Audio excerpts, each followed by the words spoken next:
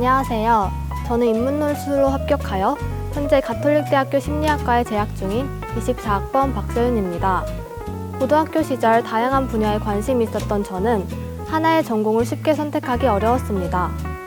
그러던 중 여러 전공 강의를 수강한 후 전공을 결정할 수 있는 자유전공학부를 알게 되었고, 진로를 자유롭게 탐색할 수 있다는 점에 매력을 느껴 지원하게 되었습니다. 입학 후 자유롭게 다양한 수업을 들으며 진로에 대해 깊이 고민할 수 있었고, 그 과정에서 산업 및 조직심리학과 인지심리학에 큰 흥미를 느끼게 되었습니다. 인간의 행동과 사고를 과학적으로 탐구한다는 점이 흥미로웠고, 이를 컴퓨터 과학과 같은 분야와도 연결해보고 싶다는 생각이 들었습니다. 그렇게 저는 심리학과를 전공으로 선택하게 되었습니다. 저는 현재 컴퓨터정보공학부를 복수 전공하고 있습니다.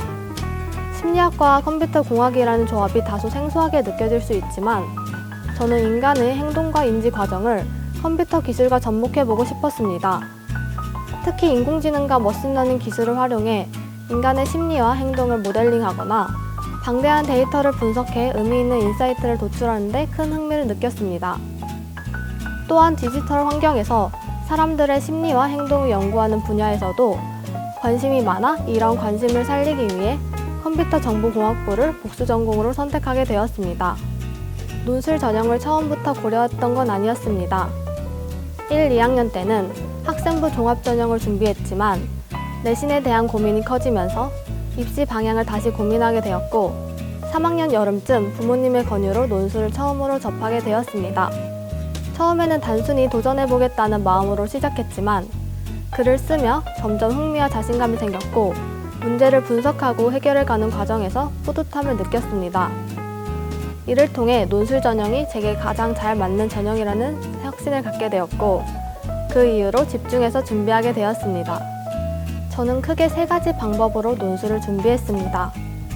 첫 번째는 논리적인 구조 속에서 핵심을 분명히 전달하는 글쓰기 연습입니다.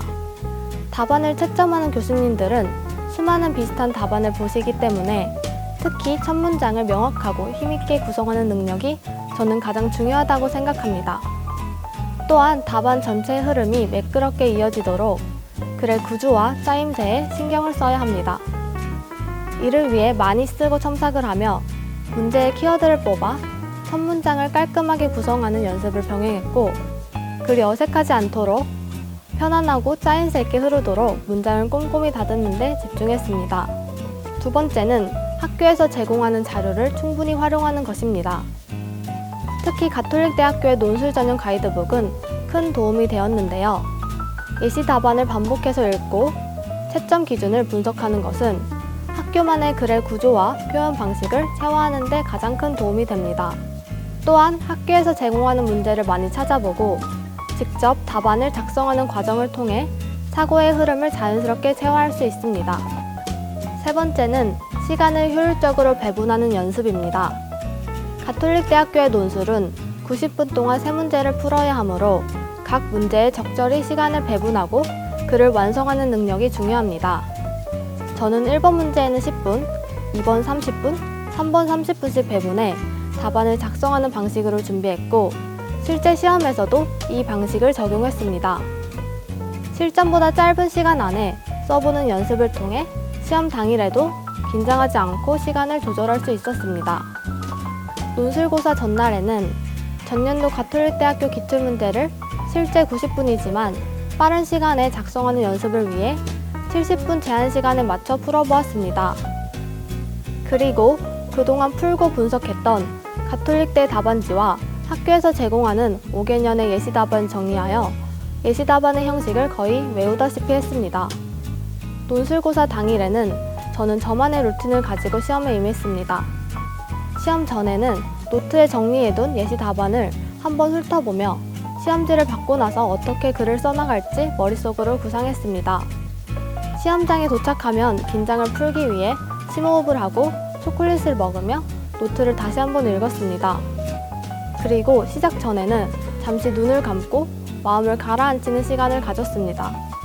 고사장으로 가는 교정길에서 선배님들이 환하게 맞이해 주신 것이 가장 기억에 남습니다. 다른 학교들도 가봤지만 저희 가톨릭대학교만큼 밝고 힘찬 응원을 해주는 곳은 없었던 것 같습니다. 덕분에 기분도 좋아지고 긴장도 많이 풀려 좋은 결과를 얻을 수 있었던 것 같습니다. 또 하나의 기억에 남는 에피소드는 가톨릭대는 수험생이 학교 주차장을 이용할 수 있어 편리하게 주차할 수 있다는 것이었습니다. 다만 시험이 끝난 뒤에는 주차장에서 빠져나오는 데만 1시간 정도 걸렸기 때문에 시간에 여유가 없으신 분들은 대중교통을 이용하는 것을 더 추천드립니다. 2024학년도 논술은 조기 발표를 했었는데요.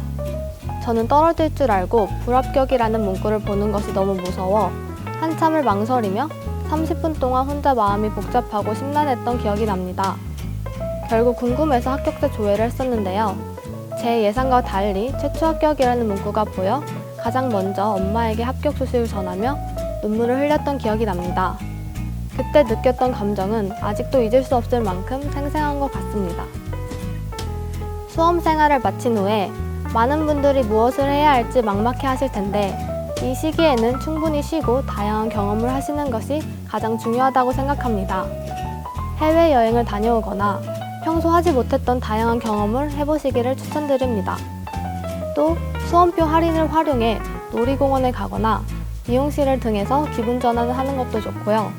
여유가 되신다면 전공과 관련한 콘텐츠를 가볍게 접하며 학과에 대해 탐색하는 시간을 가져도 좋을 것 같습니다.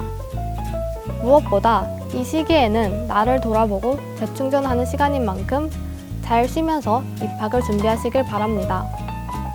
저는 인문논술 전형으로 입학했기 때문에 대학 생활에서 레포트나 논술형 시험을 치를 때 체계적이고 막힘없이 글을 쓸 수 있어 큰 도움이 되었습니다.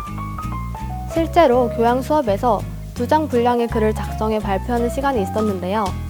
제 글을 읽으신 국어국문학과 교수님께서 논술을 준비했었냐고 물으시며 제 글이 짜임새 있고 차분하면서도 전달력과 완성도가 높다는 칭찬을 들은 적이 있습니다. 이처럼 논술을 한번 제대로 익혀두면 대학생활 전반에 걸쳐 여러모로 많은 도움이 되는 것 같습니다.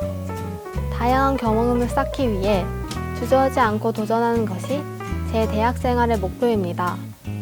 그래서 저는 동아리, 학생회, 공모전, 대외활동 등 대학생으로서 할 수 있는 여러 활동에 참여하고 저만의 경험을 쌓고 있습니다. 그 중에서도 저는 가톨릭대학교 입학팀 소속 기관 동아리인 나라가대를 소개하고 싶은데요. 저희는 멘토링, 박람회 등 다양한 지역에 방문하여 고등학생들에게 입시 상담을 제공해주는 동아리입니다. 언젠가 대학 시절을 돌아봤을 때 후회 없이 살았다고 자부할 수 있기를 바라며 매 순간 최선을 다할 것입니다. 물론 그 과정에서 학업을 소홀해서는 안 되겠죠.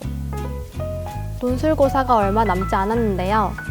높은 경쟁률과 정답이 없는 시험이라 많이 불안해하실 텐데 지금까지 해오신 만큼 충분히 잘할 수 있으니 너무 자신을 몰아붙이지 말고 편안한 마음으로 시험에 임하시길 바랍니다. 논술은 결과가 나오기 전까지 확신하기 어려운 시험이므로 내가 쓴 글이 정답이 될 수 있다는 믿음과 침착함이 좋은 결과를 만드는 힘입니다. 경쟁률에 흔들리지 말고 끝까지 글을 완성해 가시는 것이 여러분들의 가장 큰 경쟁력임을 잊지 마세요. 여러분의 합격을 응원하겠습니다. 파이팅!